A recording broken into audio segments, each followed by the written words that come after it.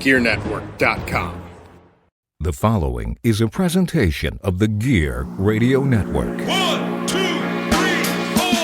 I believe it's a big challenge for our building to keep things in perspective and to, if we're going to get addicted to anything, let's get addicted to the process. And with that, we welcome you to Trust the Podcast, powered by Better Live Than Dead and the Gear Radio Network. I am letting you know this is episode 117. Episode 117, people. I would ask, I'm going to assume that you all are kind of feeling like Ryan feels right now. Look, I know there are probably people out there, myself included, that are waiting to hear what I say, because I'm not even sure what I'm going to say, because I thought to myself, first off, I'm Ryan Wolfe at Wolfe BLTD. John is at IMJC Money. You can hear us betterlivethandead.com, gearnetwork.com, wherever you listen to podcasts. Also, subscribe. You get the latest podcast as soon as they come out. Yes. So, John, indeed. We're just going to jump right into it. Let's jump right. I know you're ready and willing to go, and I am totally here for it. So I'm just going to kind of scale back and let the leader lead. I appreciate that. I shook up the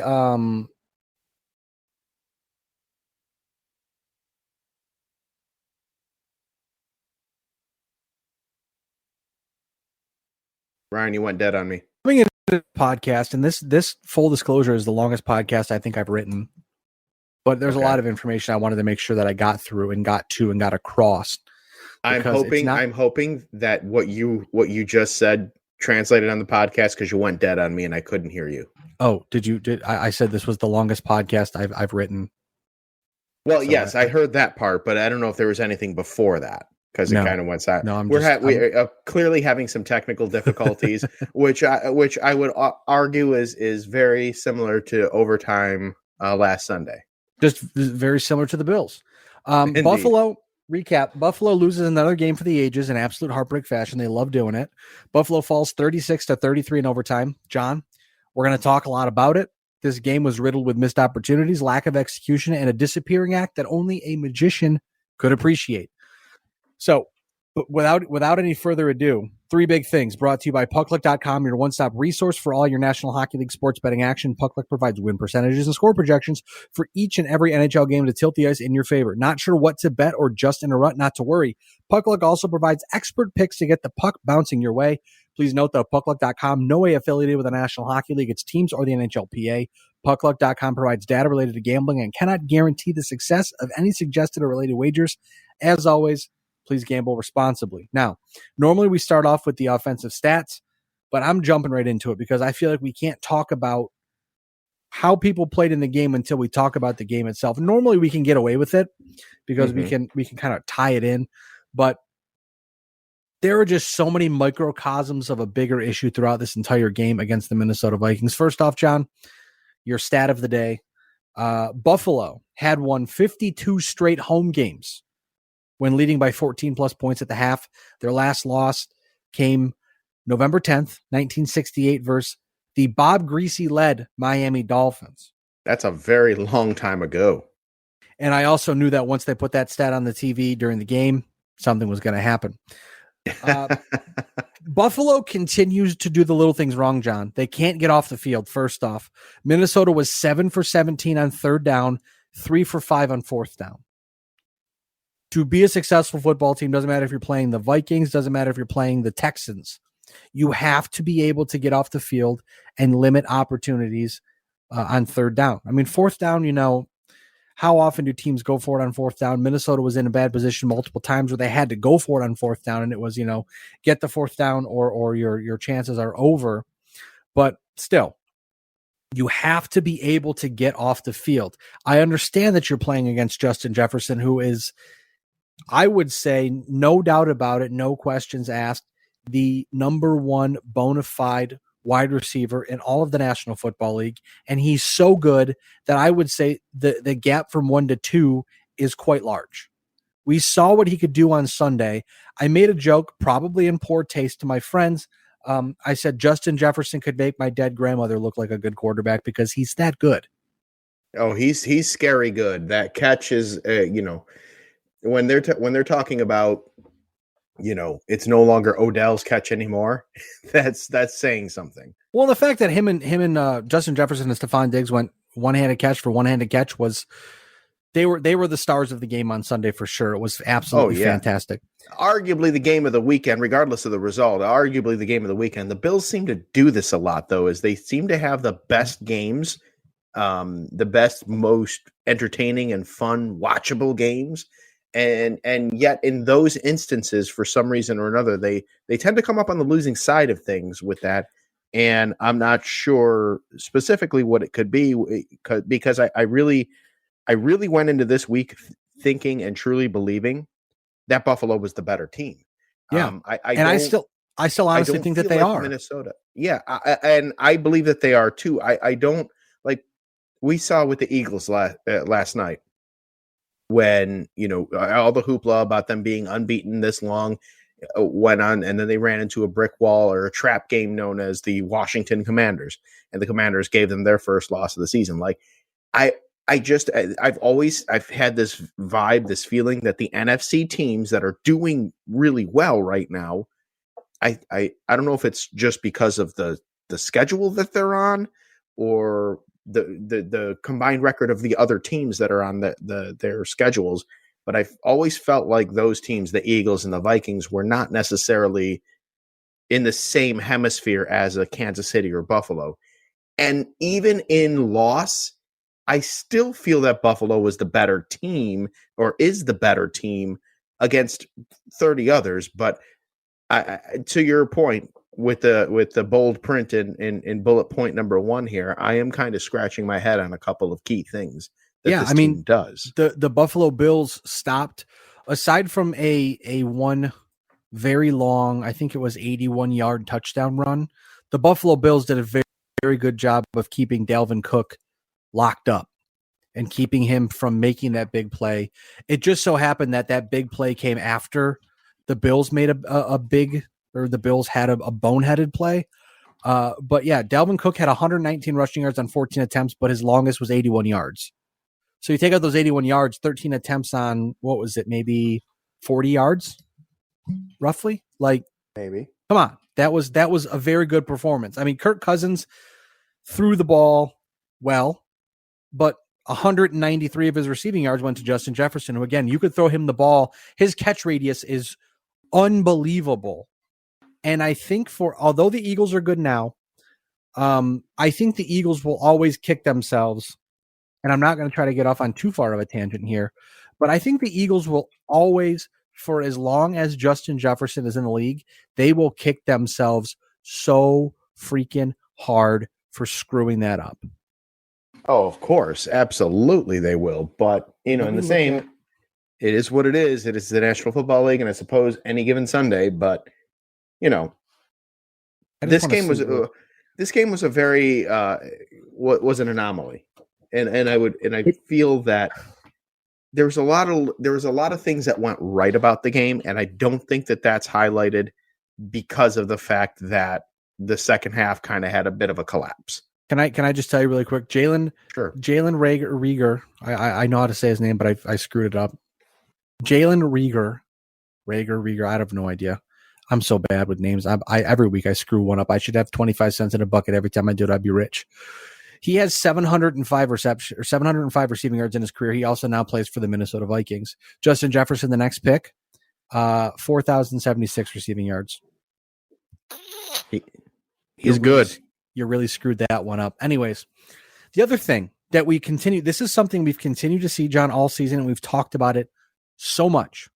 The Buffalo Bills abandoned the run in the second half once again. Get this. Right. James Cook recorded a 7-yard gain with 12 minutes and 50 seconds remaining in the fourth quarter. That was the last rushing attempt for a Bills running back in the entire game. Yeah, I wonder why that is. I wonder why the running game, why they abandoned that. Now they did run the ball during times that it counts, right? Because if you look at teams like the New York Jets or even the Minnesota Vikings, Green Bay did this as well last Sunday. When you take away the running game and you focus everything on the quarterback and either do a full passing game or designed quarterback runs, I mean, you're limiting a major element of the game. How was Green Bay able to come back and beat Dallas? They ended up handing off the ball quite a bit, and were able to win the game, take the pressure off of Rodgers and those new receivers that he has. You get the running game going there. It really opens up the pass. It opens up the play action. It opens up a lot of things. And if they're not doing that, then they're doing a disservice to Josh Allen and, most importantly, to the Buffalo Bills team. So that's a shame on the coaching for that one. Sorry to jump in there, John. I just had a lot of noise in my ear and was like, what the hell is going on? Perfect example. How do you beat good teams? Whether or not you're a good team, how do you beat good teams? Monday Night Football, a perfect example. John, excuse me. How long are football games? 60 minutes on paper. All right. Washington possessed the ball on Monday night for 40 minutes and 24 seconds. I'm sorry, say that one more time. Washington possessed the ball for 40 minutes and 24 seconds. You ain't going to win a lot of games if you're the other team. And they did allow 21. They did allow 21 points. Mm-hmm. But it's hard to put points on the board if you can't score or if you don't have exactly. the ball. Exactly. If you don't have the ball and you control the possession like Washington did, it's going to be hard to score 49 times. Yeah. Yep. Running the ball keeps the clock going.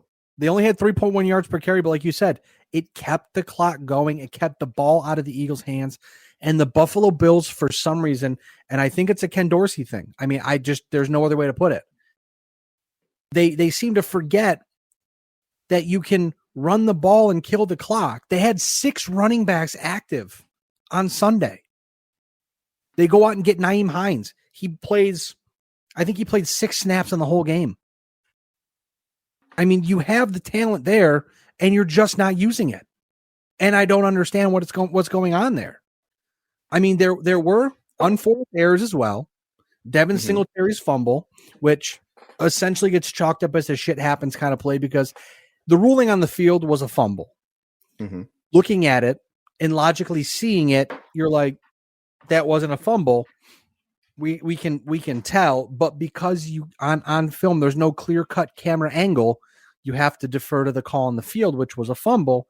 So that's how that play gets chalked up. But it's much like hockey. I think that, and this is I don't want to go off on too much of a tangent here, but my one of my friends pointed out, it's like when John, a goaltender gets the puck shot in on net. He has the puck in his glove. You can't see the puck, but you know the puck is in the glove and the glove is in the net.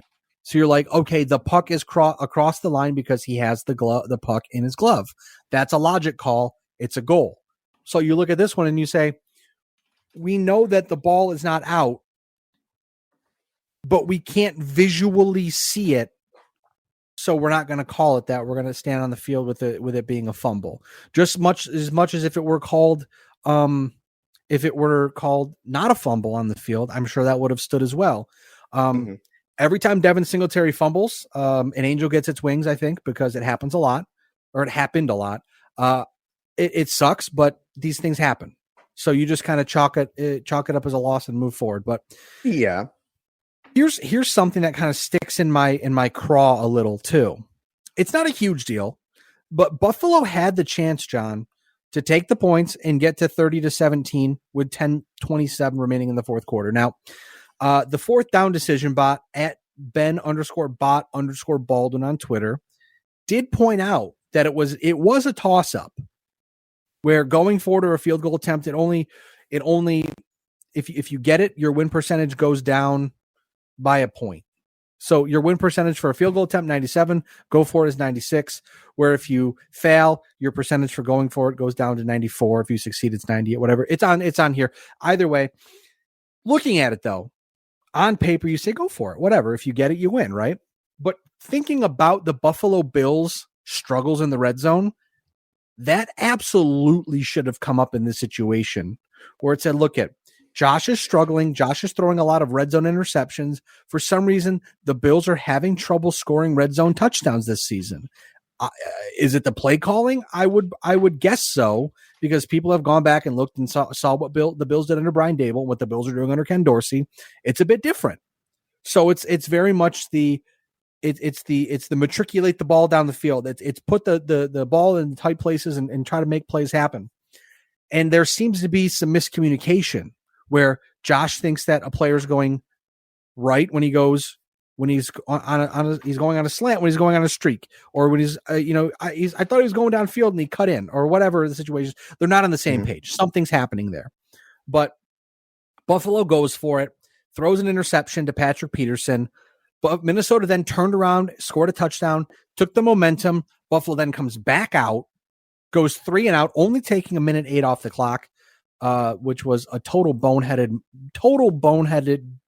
drive from the Buffalo Bills offense. Minnesota then pushes Buffalo to the half-yard line.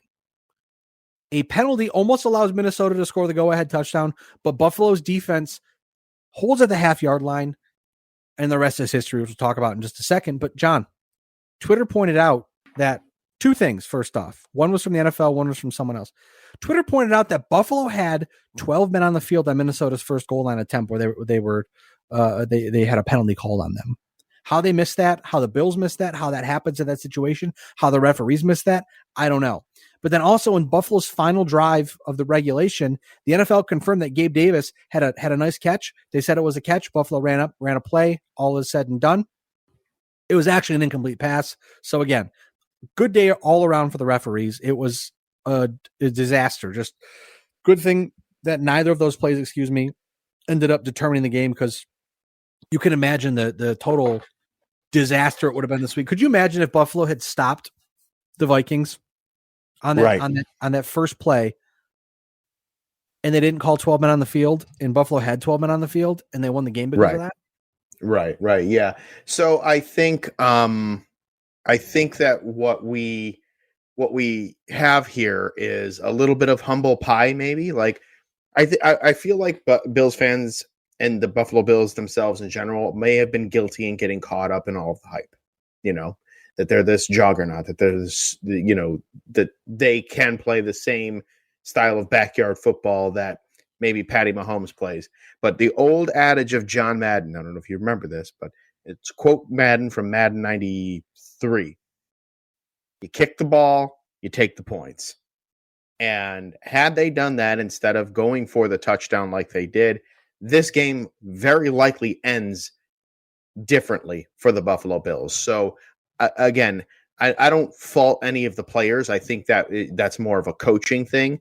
And I'm not of the mindset, and Bills fans, there are some of you out there for some stupid reason talking about letting go of McDermott. Stop it. Stop now. Calm yourselves. Hit the bowl. Relax. RELAX, as the bad man once said.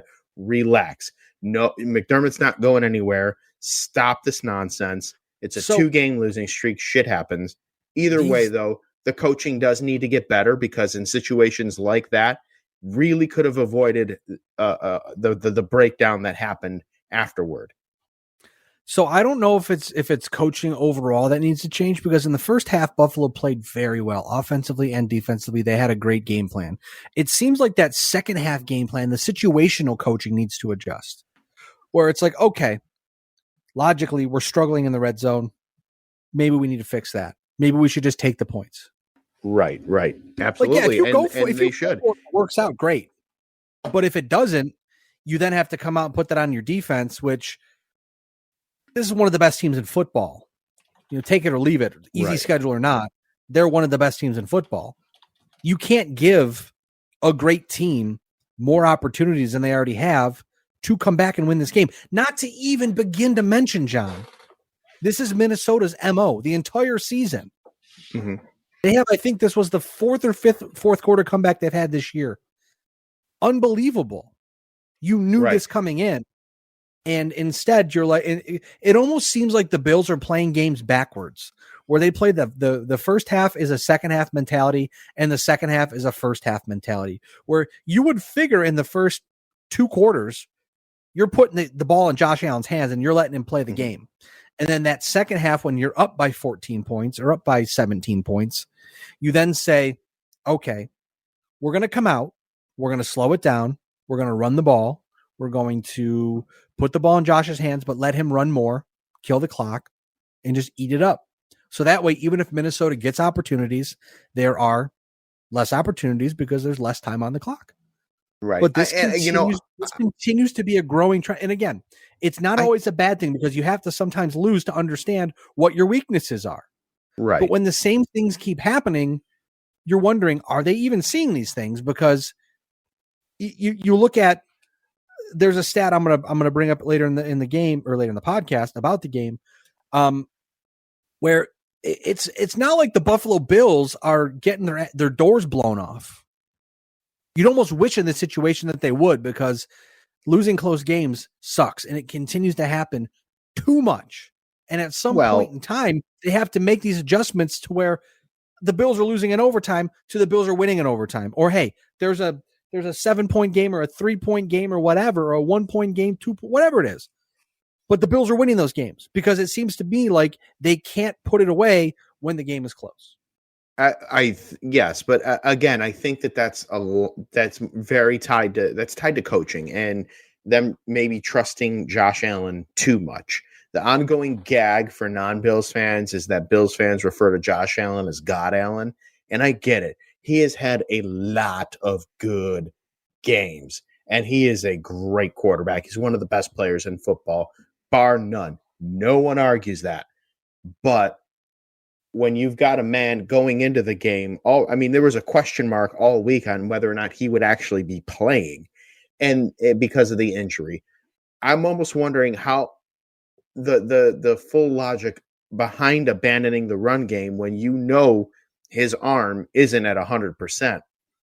That's again that probably falls on Dorsey more than anything.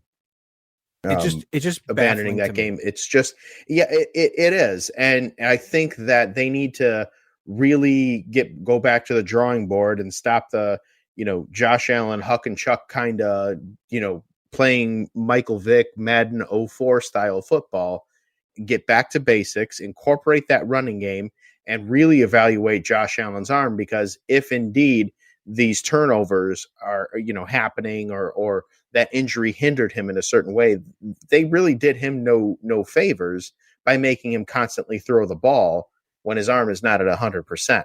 I don't know. And again, I'm going off of highlights and what and your show notes here. So I didn't actually watch the game in full to see exactly his demeanor, how he played, everything I was able to see in the highlights. Yeah. Josh Allen looked like Josh Allen, but in the same, if he's playing in pain and you're talking about the UCL sprain and all that stuff, like that could have been a factor. And this ultimately, this game, much like even the Jets game and the Dolphins game before that, where they lost, I feel like there are just some coaching blunders that contributed to all of these losses. And I don't necessarily, again, fault the players and how they play or anything like that. They're only as good as the plays that are being called. But they got to really focus on taking the ball, freeing up Josh Allen a little bit and stop centering every piece of offense around him, because the league is clearly catching up to that. So they have to really figure out their run game and what they're going to do. And then, in situations like kicking the ball and taking the points, doing that instead of going for it on fourth down for, one reason or another, and play smart football, get back to basics. To me, it seemed very much like a lot of the uproar all week about Josh Allen's elbow was answered on Sunday, which we'll talk about in a few minutes when we talk about the offensive stats. After the game, Sean McDermott said that Josh Allen came out and he was in a better spot post-game than he was pre-game. So I would presume that once he starts to play, he starts to feel better. He'll probably be sore. It'll take time to heal, but he looked fine on Sunday. It's just, again, those bad decisions, and you wonder why these continue to happen. Another good example. Why are you calling a quarterback sneak at the half-yard line? That baffled me. I don't know that I understood that at all. Well, here's the thing, too. We've seen it happen before. Josh Allen, per NFL on CBS, only 2 times in the last 10 years has a player lost a fumble on his own 1-yard line. Josh Allen in 2020, Josh Allen on Sunday. Like, if you're worried about this, John, and you trust your defense, take a safety, put it in your defense's hands, or literally try anything else. Do you because think that would have actually helped? I mean, even if you have the Josh fumble was Allen on the snap. Fumble was on the snap. So what's to say that even if it was, just for devil's advocate here, even if it was not, even if it was a quarterback sneak, but the fumble was on the snap, like even if it was a halfback, a halfback lead dive or something to go up the middle with Singletary or whomever, I think that kind of, those situations, they could happen. The fumble was on the snap. It wasn't necessarily in the middle of the quarterback sneak or the play. That's when I go back to from what I was able to see. That's when I go back to the risk versus reward. You think to yourself, okay, what's the reward? We get a half a yard, we run the clock out. The risk is precisely what you saw play out. You fumble the snap, they get the ball, they score a touchdown, they take the lead. And that's exactly how it played out. These are the thoughts that you would think an NFL coaching staff would have. We're like, hey, maybe we need to find a way to make this a better situation. Like, yes, being on the half-yard line is not good for anybody. But again, absolute worst case scenario. Mm-hmm. You have one of the best defenses in the league. Yes, they've been playing hurt. They've been playing less than stellar, but again, look at who they're playing and look who they were starting. They had Cam Lewis covering Justin Jefferson. I mean, come on now. That's definitely a mismatch there. But I mean, Justin Jefferson, it doesn't matter if it's Cam Lewis or Sauce Gardner. Justin Jefferson's hard to cover no matter what. Absolutely. And I don't, he's like I said, the best in the league by a long shot, but he would have gotten his 100 yards. I think he would have gotten 100 yards no matter who was covering him. These are the thoughts that you have to have where you say, look at risk reward. It was not it was a very stupid play call in my opinion. I'm not an NFL coach. No, it was a dumb play call. Speaking of play calling, John, per @cover1 on Twitter, Buffalo has 4 red zone completions in their last 3 games to go with 4 red zone interceptions, 3 red zone interceptions in the combined fourth quarters. So when it matters most, when you're getting to the point where you could put a team away, they're throwing interceptions. Post-game breakdowns. Yes. Now on one of the plays, there was a clear cut check down. Another play, a check down had developed just as Josh had thrown the ball. So that one is, it is what it is. But they need to figure out why Josh Allen is pressing in the red zone, whether it's bad play calling, whether it's I've got to make a move, I've got to do something, because it seems to be that he's making not even mistakes that 2018 Josh Allen would make. This is just, you're trying too hard, you're pressing too much. You need to, again, you go back to that, take what the defense will give you. Yes. And they're not doing that. They're trying too hard to put the ball in places where essentially it doesn't belong.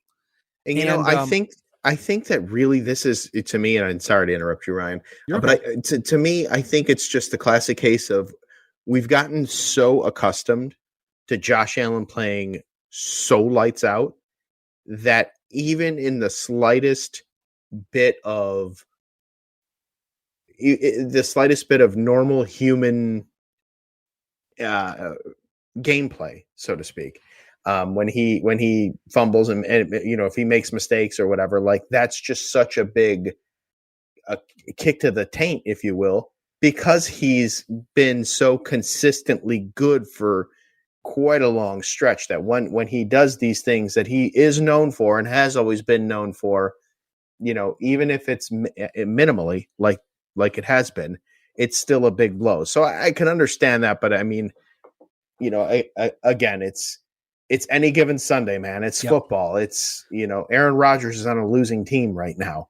No one predicted that. Well, so it's it kind of is what it is, but it's not what it's going to be, I don't think. Well, let me just get in the pocket here now, and I'll run through some stats here because I'm done being upset. I'm just going to run through this. You went through the rant that I was supposed to go on last week. Look it's just frustrating, man, because like according to Football Outsiders, Aaron Schatz, Buffalo had a 98.6 post-game win expectancy on Sunday. They were expected to win that game 98% of the time. Based on the same post-game win expectancy, Minnesota's win was the third biggest quote-unquote surprise win since 2010, trailing only 2013 Jaguars-Titans game and the Week 2 matchup between the Dolphins and Ravens. Despite being 6-3, again, because it sounds absurd where we started, John, to where we are now. Mm-hmm. Being pissed off about 6-3, we're going to need to get better rhetoric to me is getting very old. I'm sick and tired of hearing the Bills lose a close game. We got to get better. We got to get better. We got to get better. It's absurd. You see the cracks in the foundation, fix them. Buffalo's been outscored 43-12 after halftime in their last 3 games. Fix it. Buffalo no longer leads the conference and sits third in the AFC East. That good to finish the sentence. Yes. If this doesn't light a fire under the Bills' ass, John, nothing will. For all intents and purposes, legitimately, this is not me being a homer. If Buffalo were healthy, they could be undefeated right now. But that's why you play the game. Nobody could have predicted the East to be this strong. You can't predict ball. You can't predict injuries. Oh, but no. Again, this is why you build a strong team in the offseason, so that way when this stuff happens, yes, there's always going to be a drop-off from Micah Hyde and Jordan Poyer, but clearly the drop-off has been big enough that the Buffalo Bills may need to go out and make some moves in the offseason to fix that problem, because, again, you can't predict these things happening. You just have to prepare for it. And clearly, were they prepared? I don't know. But either way, it's just like you're making easy mental mistakes. And it's not like Josh Allen played like shit, because he did not.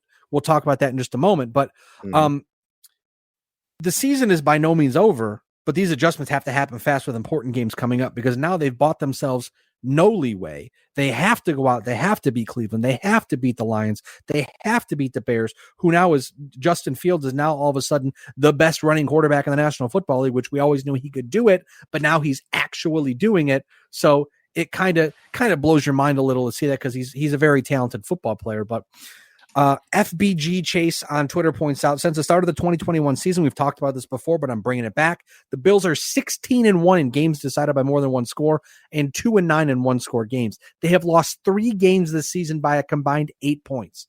To quote a movie and to take it and kind of shift it myself before we run down these stats, John, I'm just a guy standing in front of a football team asking them to stop losing football games in heartbreaking fashion. That's it.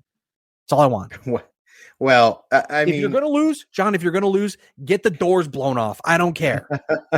I see that, and I raise you, Ryan. I would feel that for you. I would feel that, I'd want to give you a hug and tell you it's okay. If this conversation happened 7 years ago or 8 years ago or 9 years ago, do you know what I mean? Like, yeah, I got you. Absolutely. But that's what I'm saying. From where we've come from to where we are.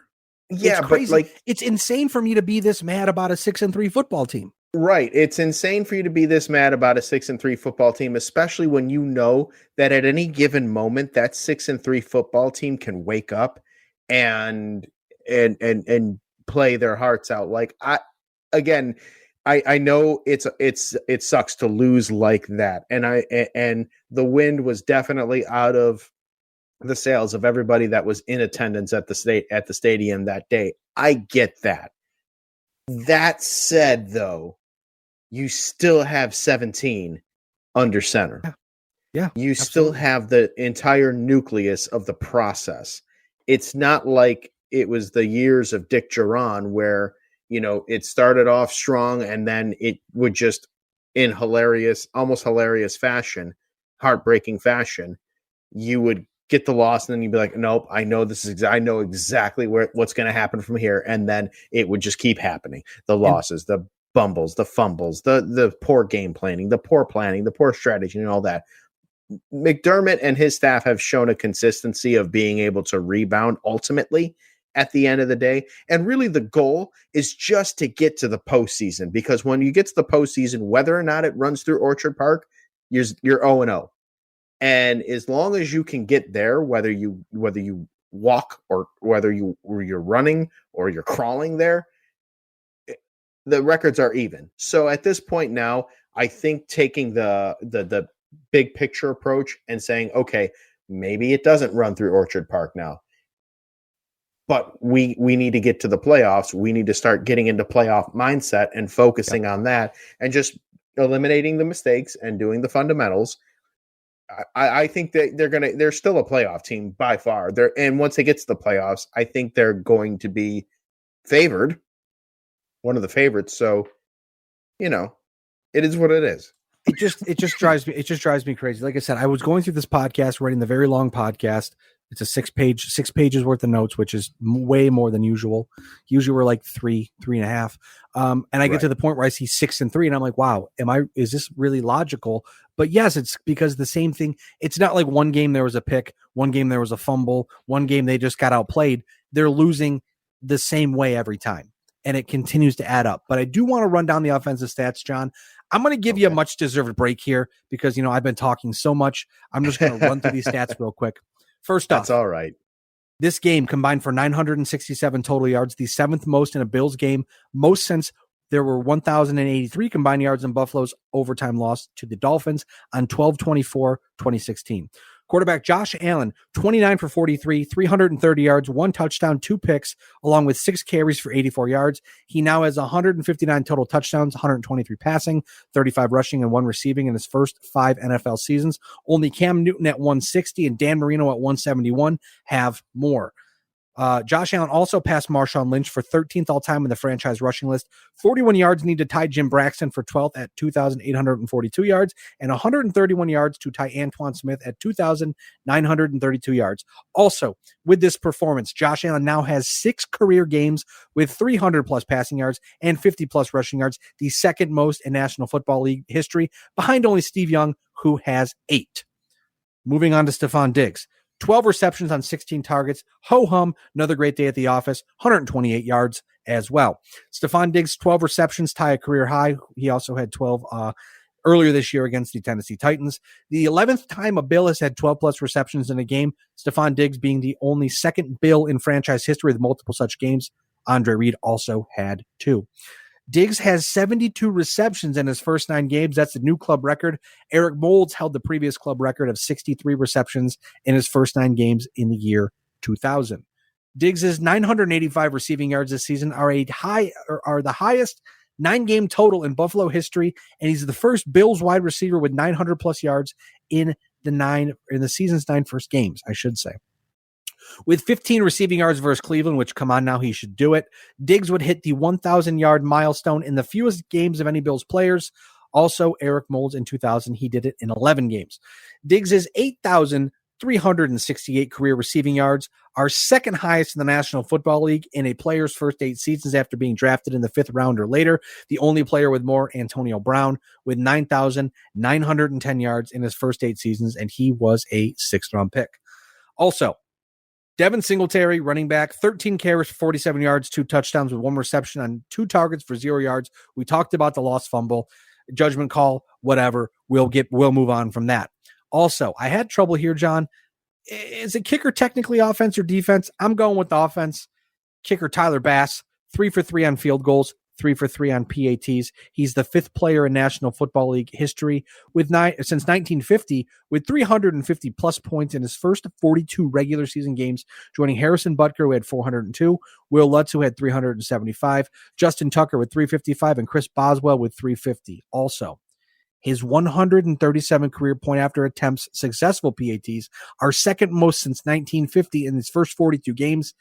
Nate Kading of the San Diego Superchargers had 142 in his first 42 games. John, I'm going to take a breath. Going to take a break. Take a breath. I will say though, before we take the break, your mention about Tyler Bass and the kicker, is it offense? Is it defense? I don't know. I will leave it at this for that. When you play Madden football, right, on the Xbox or PS5, PS4, whatever system you have, and you are in franchise mode, and you go and you select to play all offense, the only kicking plays that you can do are punts and field goals. It's offense, baby. Extra point attempts are not considered offense on that simulation mode. So I'll take it. Take from that what you will. And look at we've beaten the podcast to death. This is a very heavy first half, so we're going to take a quick break. When we come back, we're going to wrap up the defense and we're going to look ahead. We'll make it very short, sweet, to the point. Stick around for more Trust the Podcast here on the Gear Radio Network. Stats!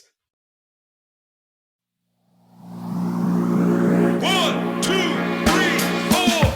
And we're back here on Trust the Podcast. John, we're wrapping up the defense and we're looking ahead. Yeah, buddy. I started off hot there and then I completely tripped and fell. Von Miller had a sack, his 8th of the season. AJ Epinesa, Boogie Basham recorded a sack apiece. Epinesa up to 3.5 on the year. Boogie Basham has 2 on the season. Half sack both for Shaq Lawson, who's at 1.5 sacks. And Ed Oliver, who's played fantastic, but recorded his first half sack of the season. He's at a half a sack for the season, like I mentioned. Thanks for that.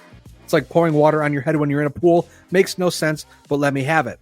Safety, DeMar Hamlin, 11 total tackles, 8 solo, with 1 tackle for loss. Again, John, he's all over the field. And it seems like every time there's a running play that gets blown up in the backfield, you see number 3, DeMar Hamlin, and you're like, God damn, man, he knows how to read a running play. Very good for the Buffalo Bills. Also, Christian Benford recorded his first career interception, and Dane Jackson recorded his 2nd pick of the season in this game. The look ahead. Tremaine Edmonds left the game with a groin injury, John. He was listed with a groin heel issue, a groin/heel issue, not a groin heel. I don't know what that would be. I guess your groin heel would be your taint, but we're going to move forward with that. On the injury report last week, no word on his status right now. 2 taint references in this podcast. Very good, Ryan. Hey, check the box. If you got bingo, let me know. I'll send you a prize. Jake Kumaro left the game with an ankle injury, did not return. Jordan Poyer missed the game with an elbow injury. And John, we know how important Jordan Poyer is. At Uber Hansen on Twitter points out earlier today, this season, when Poyer plays for the Bills, they give up 14.8 points per game. When he does not play, the Bills give up 24.6 points per game. Not great, but I guess you got to get better at some point and hope to God that he comes back. And the Bills don't have a problem getting him back because they really could use him on the back end. That is proof positive, Ryan, that there is a stat for everything if you look for it. You are correct there. Now, Tre'Davious White missed the game, and Sean McDermott said he's not in a position where he's ready to play. I wanted to ask you real quick, John.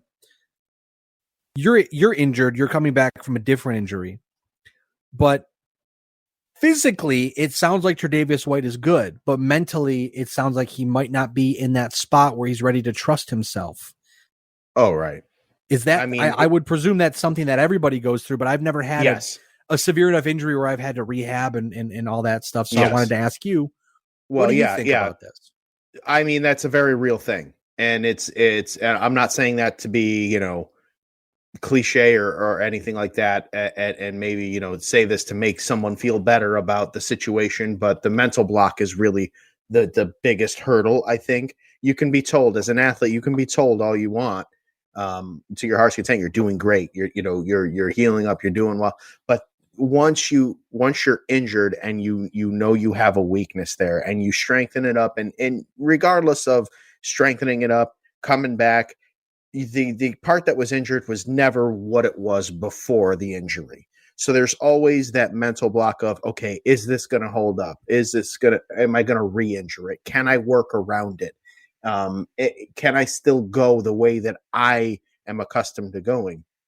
An example of that I can give is, yes, right now, currently with my ankle injury from wrestling, I'm in the clear as early as December, but definitely by February, there's a strong mental block that I'm facing right now as, what will be then 42-year-old man returning to the pro wrestling ring. Is my ankle going to hold up?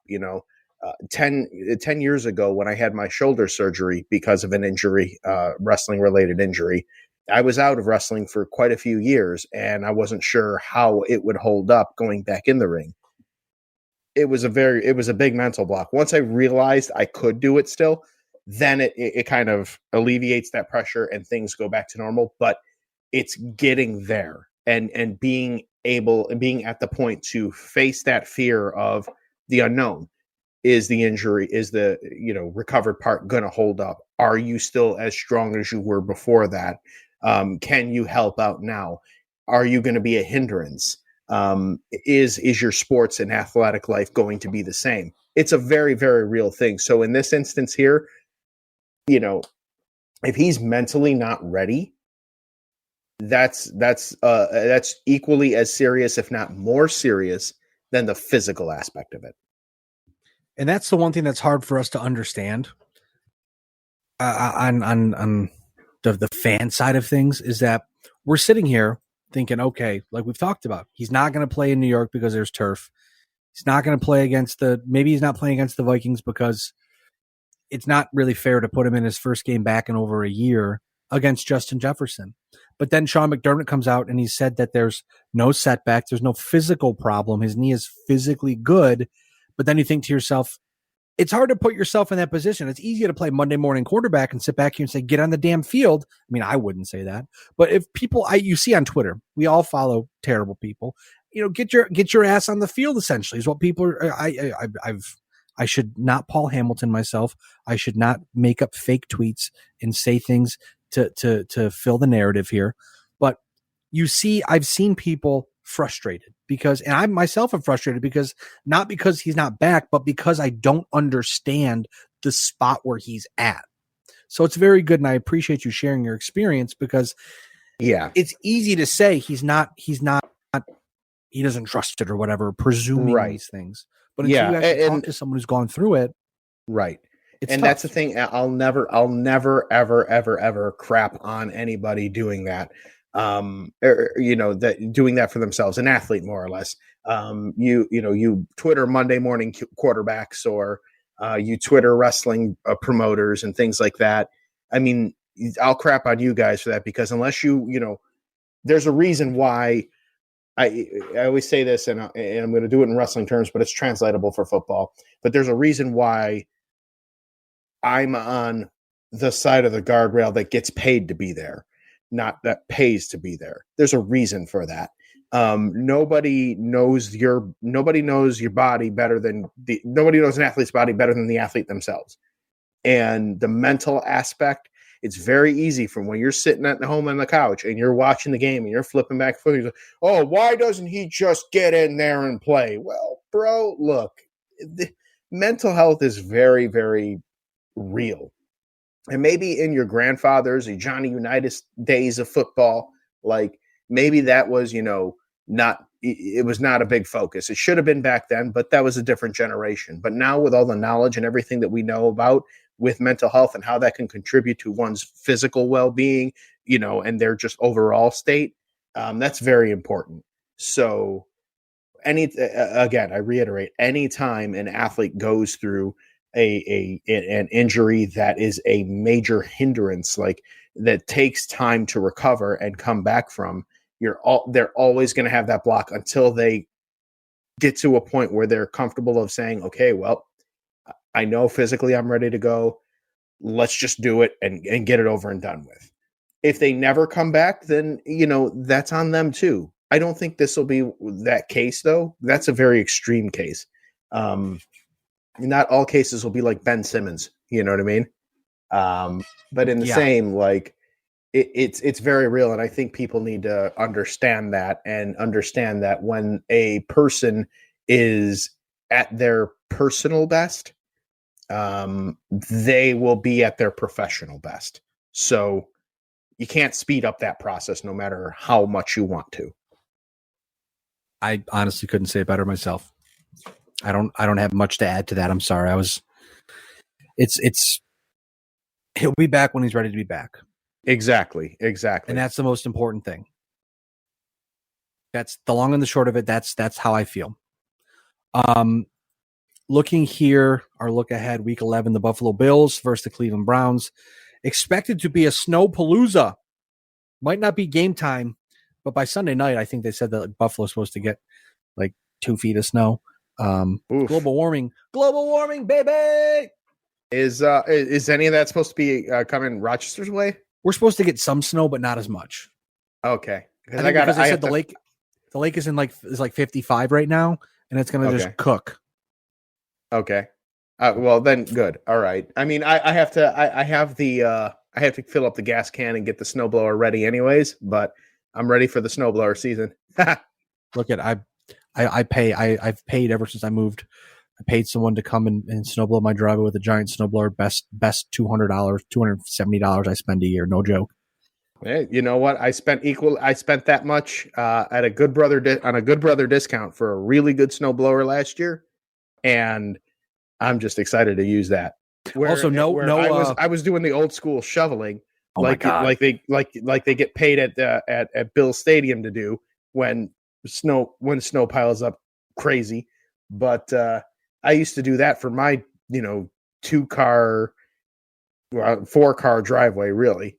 When I was going to say don't mean to toot my own horn here, but I have a bigger driveway than you do, so I understand. Oh, you do. Like if I had your driveway, I would snowblow. My driveway, absolutely not. Oh, I see. And that's where you and I differ, my friend, because I would love to snowblow your driveway. Have a driveway like yours. You come snowblow my driveway anytime you want to. Maybe. Shut up, Ryan. Falling off the rails. Cleveland, a little my bit. man, 3-6, third in the AFC North. They're getting their terrible quarterback here soon. But for now, it's Jacoby Brissett. 2,074 passing yards, 8 touchdowns, 5 picks. Not real sexy stuff, right? No. But here's the sexy stat. Here's the sexy stat that pops off the page to me. QBR. His QBR is 7th in the league at 61.6. I had it 61.5 at 61.6. It goes Tua, Patty Mahomes, Josh Allen, Geno Smith, Lamar Jackson, Jalen Hurts, and Jacoby Brissett. What a Geno Smith and Jacoby Brissett being in the same conversation with those other names. That's really weird. What a weird season we're in. I mean, Geno Smith has a higher QBR than Lamar Jackson and Jalen Hurts. Yeah. Why? And good for Geno, by the way. Good for him. Yeah, he's going to get a long-term contract extension. I do believe they were talking about that, but I digress. Mm-hmm. Nick Chubb. He is the heart. Liked him. Nick Chubb, heart and soul of the Browns offense, 904 rushing yards, third best in the league. He has 11 touchdowns, first in the league. I think the Bills are going to bounce back this week. They got to smack the absolute piss out of the Browns. Mm-hmm. Get some good mojo, get some good vibes rolling because they've got the Browns and they've got a short week for Thanksgiving playing the Detroit Lions. Mm-hmm. Bills by $1 billion. I mean, they got to come out and they just got to throw it all over, run it all over, do whatever you got to do. Make this one, take out all your aggressions on the Cleveland Browns, because if you don't, this season might go belly up real quick. Mm-hmm. So I'm gonna agree with you. And 81.7% of ESPN's analytics here for the matchup predictor. I'm gonna say the Buffalo Bills win.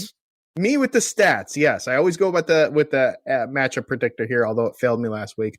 But I think that just the Bills will come into this one with a renewed sense of focus, but also understanding that this now, where I said last week was not really a must-win game. I said that kind of to offset me thinking the Bills were going to beat them, but this game here, absolutely a must-win. They can't afford to make the mistakes that they made against the Cleveland Brown team, who could at any given week be a trap game. They could pull a Washington out of their hat as quickly as they could also remember that they're Cleveland. But that being said, I think the Bills stick to the original game plan. They incorporate the run a little more. I see them winning in the snow 24-10. I'll give Cleveland 10 because I think the defense shows up here. And that will be good, because who would have thought at the beginning of the season that the Bills' final 7 games are going to be a very tough stretch for them.